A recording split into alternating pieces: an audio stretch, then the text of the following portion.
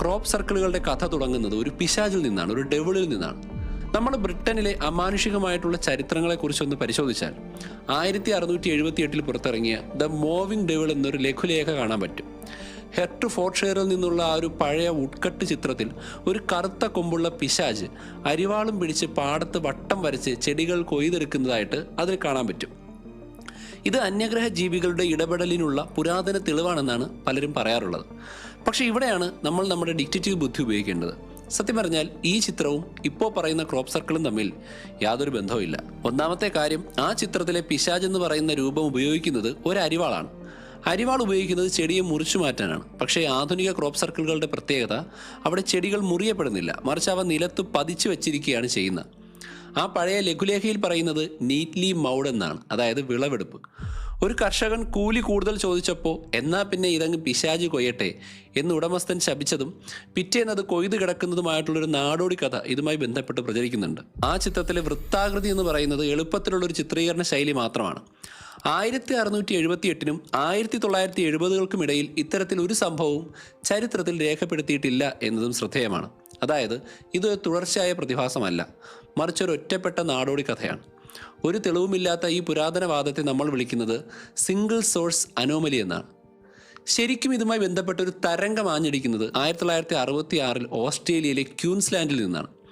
അവിടെ ജോർജ് പെറ്റ്ലി എന്ന് പറയുന്ന ഒരു കർഷകൻ ഒരു ചതുപ്പിൽ നിന്നൊരു പറക്കും തളിക ഉയർന്നു പോകുന്നതായി കണ്ടു എന്ന് അവകാശപ്പെടുന്നുണ്ട്. അവിടെ ചെടികൾ വട്ടത്തിൽ അമർന്നു കിടന്നിരുന്നു. ഇതിനെ അവർ ടള്ളി സോസർ നെസ്റ്റ് എന്ന് വിളിച്ചു.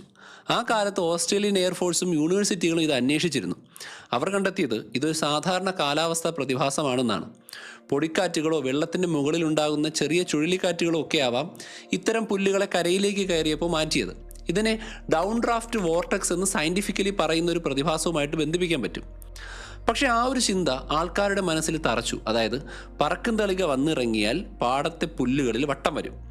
അങ്ങനെ ഇരിക്കെയാണ് 1970-കളിൽ ഇംഗ്ലണ്ടിലെ ഹാംഷെയറിൽ ഡക്ക് ബോവർ, ഡേവ് ചോർലി എന്നീ 2 സുഹൃത്തുക്കൾ ഒരു പബ്ബിൽ ഇരുന്നു കൊണ്ടൊരു പ്ലാൻ ഇടുന്നത്. നമുക്ക് ആൾക്കാരെ ഒന്ന് പറ്റിച്ചാലോ? അങ്ങനെ അവർ ഒരു മരപ്പലകയും കുറച്ച് കയറും എടുത്തിട്ട് പാടത്തിറങ്ങി. ഈ ഒരു ലളിതമായ ഉപകരണത്തെ അവർ തന്നെ സ്റ്റോക്ക് സ്റ്റോമർ എന്നാണ് വിളിച്ചത്. അതായത് പലകയുടെ 2 സൈഡും കയറ് കെട്ടി ആ കയറിനെ കൈകൊണ്ട് പിടിച്ച് പലകയിൽ കാലമർത്തി കയറിൽ ഇങ്ങനെ പിടിച്ച് നടക്കുമ്പോൾ ചെടികൾ ഒടിയാതെ നിലത്ത് തന്നെ ഇങ്ങനെ പതിയും.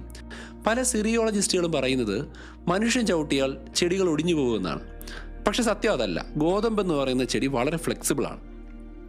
പ്രത്യേകിച്ച് അത് പച്ചയായിരിക്കുമ്പോൾ ഏകദേശം ഒരു 70-80 കിലോഗ്രാം ഭാരമുള്ള മനുഷ്യൻ 3 അടി നീളമുള്ള പലകയിൽ നിന്നു കഴിഞ്ഞാൽ ആ ഭാരം തുല്യമായി വിതരണം ചെയ്യപ്പെടുന്നത് കൊണ്ട് ഗോതമ്പിൻ്റെ തണ്ട് ഒടിയില്ല. മറിച്ച് അതിൻ്റെ താഴെ ഭാഗത്ത് ചെറിയൊരു മടക്ക് മാത്രമാണ് ഗോതമ്പിനുണ്ടാവുക. 1991 ടുഡേ പത്രത്തിലൂടെ പ്രശസ്തമായ പല ക്രോപ്പ് സർക്കിളുകളും തങ്ങളാണ് നിർമ്മിച്ചത് എന്ന് ഇവർ വെളിപ്പെടുത്തിയപ്പോൾ പലരും അത് വിശ്വസിച്ചില്ല. പക്ഷേ അവർ തെളിയിച്ചത് ഒരൊറ്റ കാര്യമാണ്: ഇത് മനുഷ്യർക്ക് ചെയ്യാൻ സാധിക്കും. കൂടുതൽ എവിഡൻസിന് വേണ്ടി അവർ ഇൻ്റർവ്യൂകൾ കൊടുക്കുകയും ക്യാമറയ്ക്ക് മുന്നിൽ പകൽ ലൈവായിട്ട് ക്രോപ്പ് സർക്കിളുകൾ പാടത്ത് നിർമ്മിച്ചു കൊടുക്കുകയും ചെയ്തതിൻ്റെ തെളിവുകൾ ഇപ്പോഴും നമുക്ക് യൂട്യൂബിലും വെബ്സൈറ്റുകളിലും ഓൺലൈനായി കാണാൻ സാധിക്കും. ഇതിൽ നിന്ന് നമുക്കൊരു കാര്യം മനസ്സിലായി. അതായത് ഒരു കാര്യം നമുക്ക് ചെയ്യാൻ സാധ്യമാണ് എന്ന് തെളിയിക്കപ്പെട്ടാൽ പിന്നെ അവിടെ അസാധ്യമായതൊന്നുമില്ല, അല്ലെങ്കിൽ അന്യഗ്രഹ ജീവികൾ എന്ന് പറയുന്ന സങ്കല്പം വരില്ല. നമ്മളിതിനെ ഒക്കംസ് റേസർ എന്ന് വിളിക്കും. ഏറ്റവും സിമ്പിളായ വിശദീകരണമായിരിക്കും പലപ്പോഴും സത്യം. ഇനി നമുക്കിതിൻ്റെ സയൻസിലേക്ക് വരാം. WC ലെവൻഗുഡ് എന്നൊരു ഗവേഷകൻ കുറച്ച് പഠനങ്ങൾ പുറത്തുവിട്ടിരുന്നു.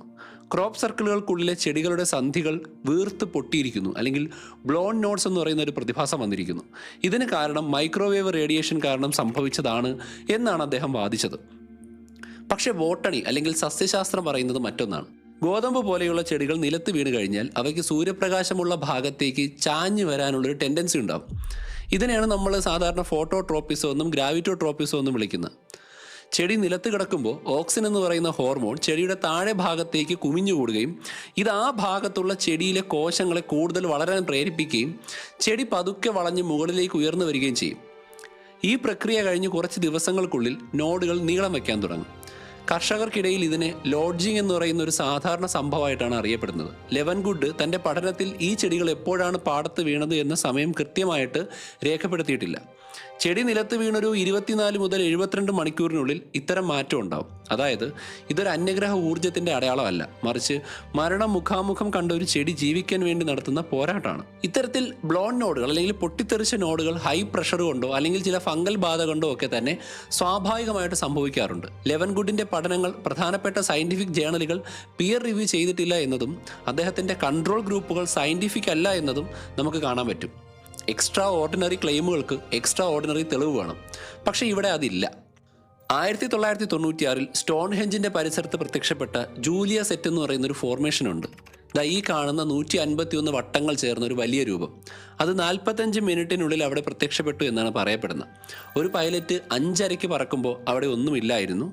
6:15 തിരിച്ചെത്തിയപ്പോൾ അത് അവിടെ വന്നു. ഇത് മനുഷ്യർക്ക് അസാധ്യമാണെന്ന് പലരും വിശ്വസിച്ചിട്ടുണ്ട്. പക്ഷേ സൈക്കോളജിയിൽ ഇതിനെ ഇൻഅറ്റൻഷൻ ബ്ലൈൻഡ്നെസ് എന്ന് പറയും. അതായത് നമ്മൾ ഒരു കാര്യം ശ്രദ്ധിച്ചില്ലെങ്കിൽ അത് അവിടെ ഉണ്ടായിരുന്നു, അത് കൺമുന്നിലുണ്ടെങ്കിൽ പോലും അവിടെ അത് ഉണ്ടായിരുന്നു എന്ന് നമ്മൾ കാണില്ല.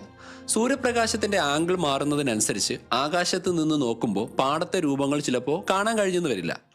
ഏരിയൽ ആർക്കിയോളജിയിൽ ഇത് സ്ഥിരമായി സംഭവിക്കുന്ന ഒരു കാര്യമാണ്. പിന്നീട് റോഡ് ഡിക്കിൻസൺ എന്നൊരു ആർട്ടിസ്റ്റ് വെളിപ്പെടുത്തിയത് പ്രകാരം ഇത് തലേദിവസം രാത്രി മണിക്കൂറുകളോളം എടുത്ത് അദ്ദേഹം ചെയ്ത ഒന്നാണ് എന്നാണ്. ഇവിടെയാണ് കൾച്ചറൽ ഫീഡ്ബാക്ക് ലൂപ്പ് എന്ന പ്രതിഭാസം വരുന്നത്. അതായത് സയൻറ്റിസ്റ്റുകൾ എന്ത് തടസ്സവാദം ഉന്നയിക്കുന്നുവോ അതിനെ പൊളിച്ചടക്കുന്ന രൂപങ്ങൾ ആർട്ടിസ്റ്റുകൾ അടുത്ത ദിവസം പാഠത്തിൽ ഉണ്ടാക്കും.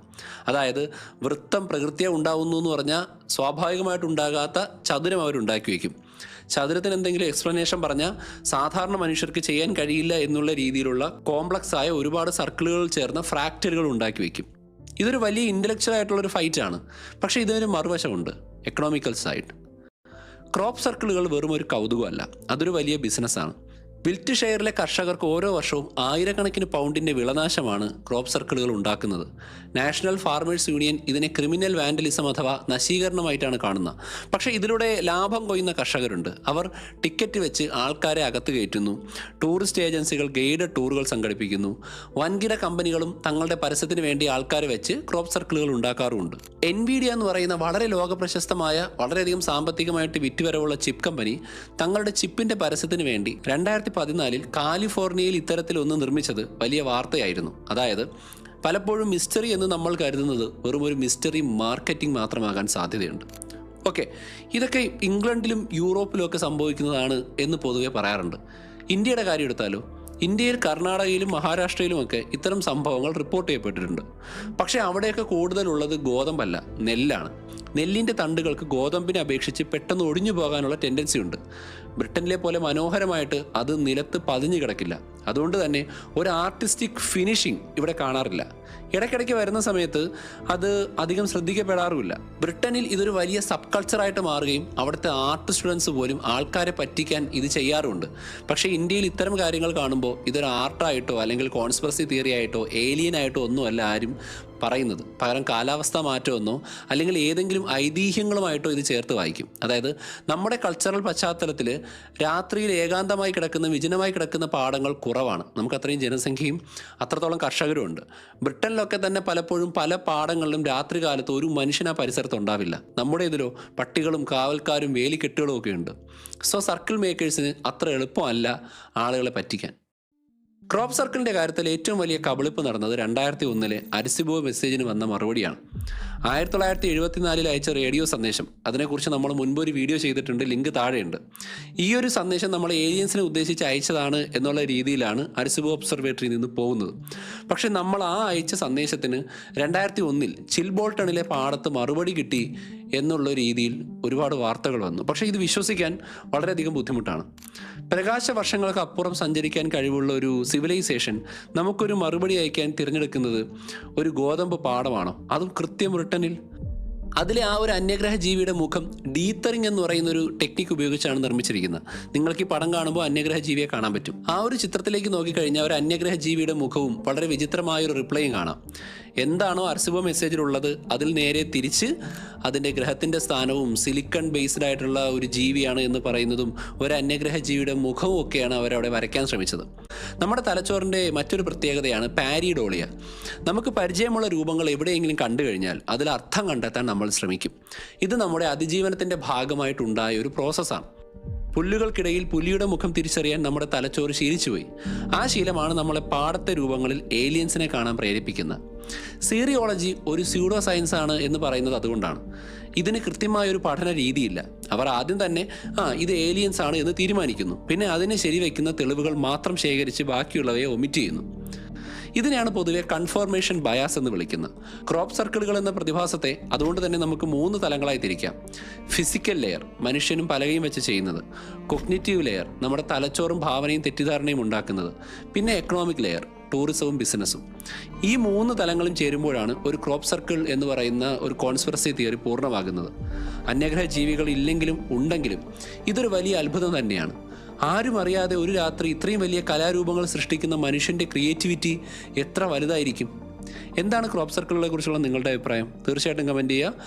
അടുത്ത എപ്പിസോഡിൽ വീണ്ടും കാണാം. അതുവരെ